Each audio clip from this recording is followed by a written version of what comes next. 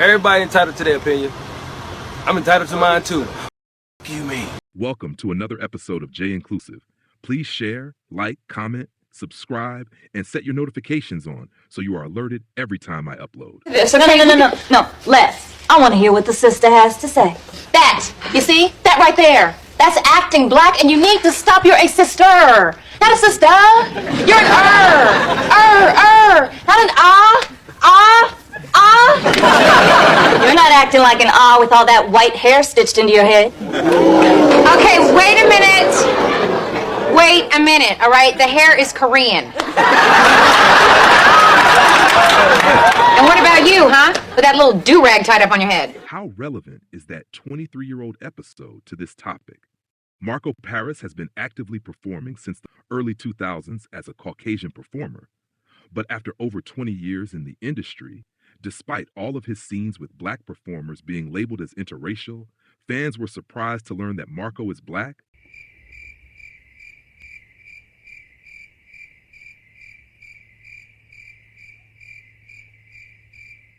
That's at least how he self-identifies, based on a string of insane tweets that date back to 2021. It all started when Marco posted the below tweet showing him with an unidentified black model in the front seat of a car with the caption, "When car sex with the right ninja hits different." Marco was immediately confronted by Twitter users asking that he apologize for his use of the term. And while the version he tweeted is not always considered a pejorative when used by members of the black community, Marco is obviously white, hence the backlash. The definition of a person of color does not mean you're black, and black people don't refer to themselves as people of color. We simply say we're black. Depending on intent, there can be differences between cultural appropriation and cultural appreciation, and Marco's behavior certainly fits into appropriation because he's encouraging stereotypes of what black men wear and the language we use. He's also disrespecting the culture because he was confronted by people from the culture and essentially told them their feelings don't matter. Neither does he have a deep understanding of the black experience in America, specifically when it comes to our hair. The simple fact that we have such a law as the Crown Act, which I'm sure Marco has never been on the receiving end of this. Johnson says Gary's police chief gave him an ultimatum days after he was sworn in. Cut your braids in 24 hours or be terminated. He says he thought the department would allow him to keep his hair because of his religion, but he was fired the next day. Tonight he is calling for change and his job back. These cornrow braids that Chance Johnson has been growing for more than 4 years are the subject of what he calls an unjust move by the Gary Police Department. Johnson says he was fired last month because he wouldn't cut his hair. It represents strength. It allows me to represent myself and my faith and myself as a person. Johnson says he practices the Rastafarian religion. He says hair is seen as a symbol of strength, identity, and pride, and cutting it would go against his religious beliefs. When black people were brought over to America, one of the first things that was done was their hair was cut off to strip them from the identity. It represents my faith and what I stand for. Johnson, his wife, and 4 kids moved from Dallas to Gary for the officer position. He says he passed every test and was offered the job. I wanted to be that police officer that if I seen something wrong going on, I can step in and do the right thing. A Gary City Council member posted this photo on Facebook showing Johnson and the new recruits during their swearing-in ceremony. That day, Johnson says the commander told him the chief had a problem with his hair. I said, "Okay, sir, I had no idea that this could be a problem, but I do have a religious accommodation form that I wanted to submit to you." And he didn't say anything else. He just said, "Okay, I'll talk to you after the ceremony." Johnson says he contacted HR right away to seek a religious accommodation to keep his hair. About a week later, Johnson says the police chief scheduled a meeting with him, stating he had 24 hours to cut his braids or he'd be terminated, citing safety reasons. If it's about safety, why is it that the females get to keep their hair? And then that's when he told me that he didn't have to answer my questions, and now this is getting to be more of an argument, and he wasn't having it. Johnson says he was fired the next day. He believes his civil rights were violated, citing Title VII of the Civil Rights Act of 1964. Title VII prohibits private, state, and local government employers with 15 or more employees from discriminating on the basis of race, sex, national origin, and religion. He said in the state of Indiana, they don't have to accommodate religious requests. I never heard of anything like that. I reached out to the city of Gary and the Gary Police Department. A spokesperson for the city of Gary responded by saying, quote, "The city of Gary can confirm this is a personnel matter that we are reviewing. We are committed to fair treatment of all employees and compliance with applicable employment laws." Johnson says he wants Gary PD to be held accountable and he wants his job back, but not if it means cutting his hair. It's nice and neat and professional looking. I don't think anybody should be terminated for their religious beliefs, especially when it's not doing any harm to anybody around them. Johnson says he has not heard from the Gary Police Department since he was fired last month, but he is still hopeful for a resolution. As for where things stand today, the city of Gary told me it cannot provide additional details about individual personnel matters at this time. To a story that's getting attention from all over the country tonight. A referee at a high school wrestling match in New Jersey told a wrestler he had to cut his dreadlocks or forfeit the match. So with the clock ticking, that wrestler, a teenager, chose to let the team trainer cut his hair. But that video is now sparking outrage and questions about that ref's decision. Here's ABC's Lindsay Davis. Disgust tonight over this video now circulating the internet of this moment of humiliation. New Jersey high school wrestler Andrew Johnson having his dreadlocks cut by a trainer before a match. He was forced to have his hair cut by a referee in order to compete or forfeit the match.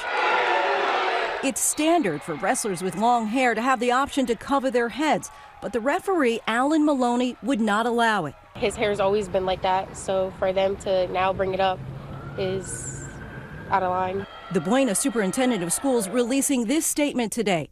The referee will no longer be permitted to officiate any contests that include any Buena Regional School District student athletes.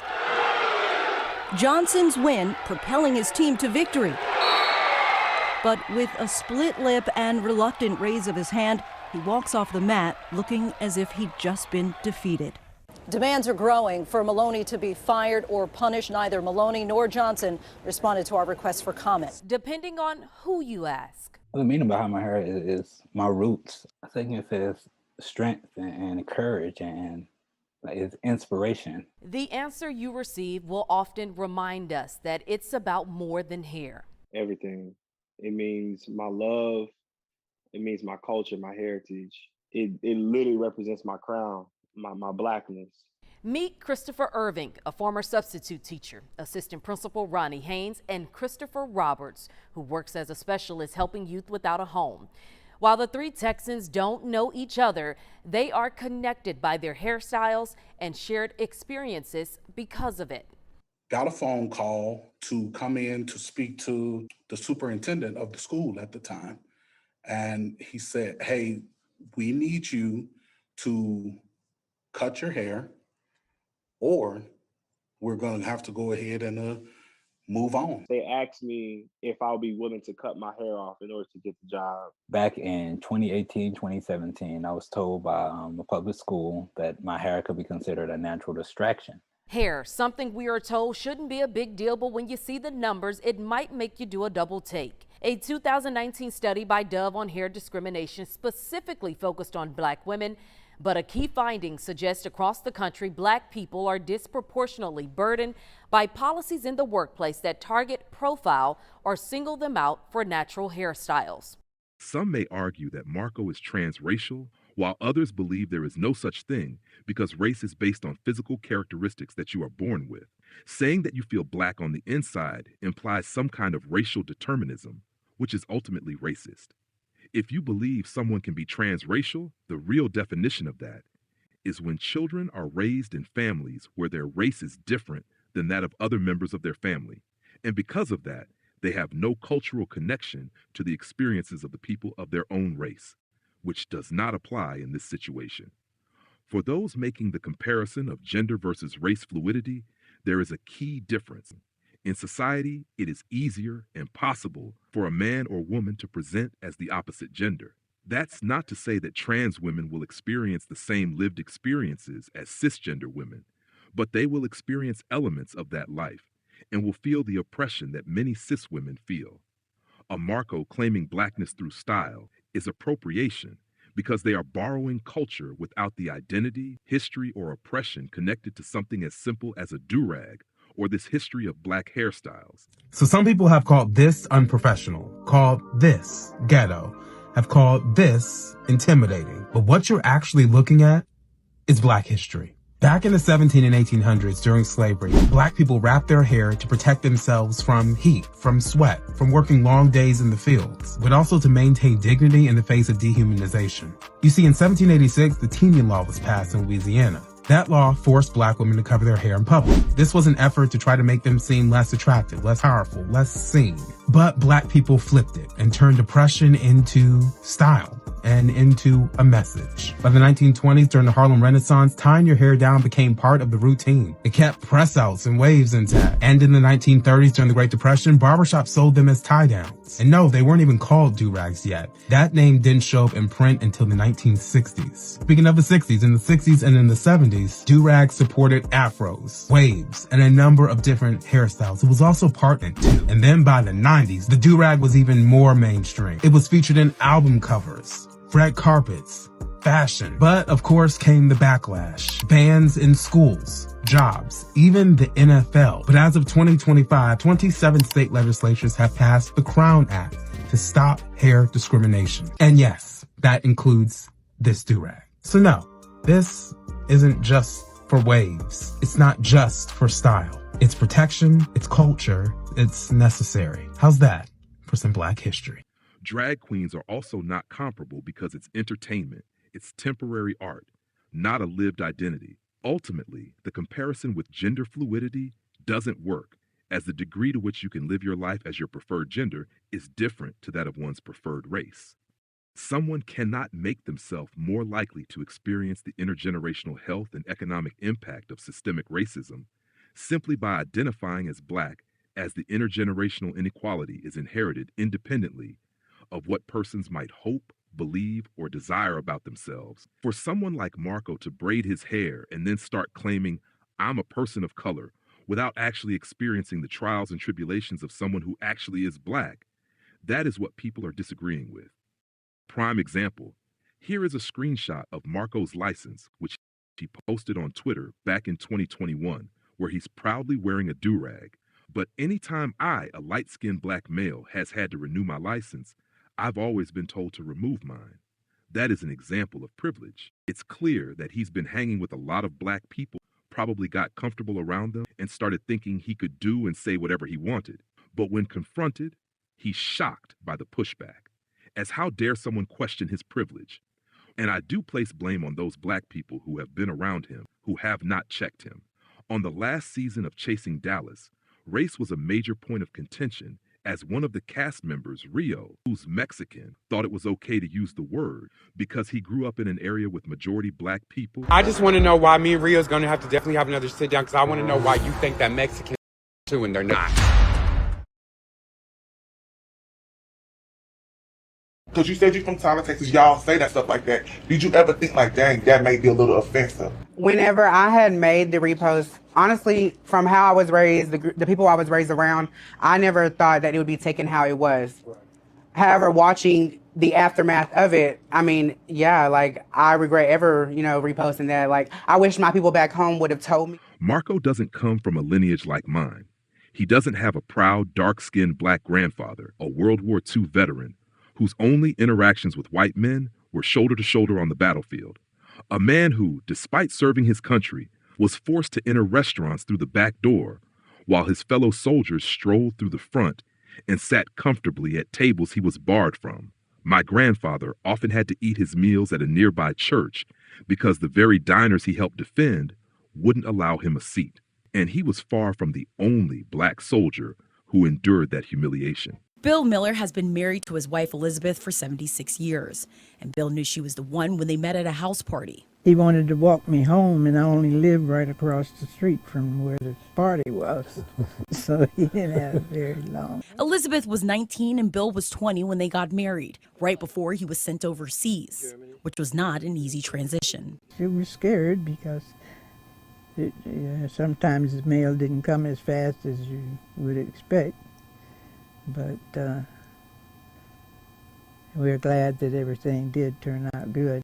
Bill told me war was frightening because you never knew what day might be your last. I had to lead our trucks through these blackout towns, and they had no lights. Oh no, you don't have no lights, you know.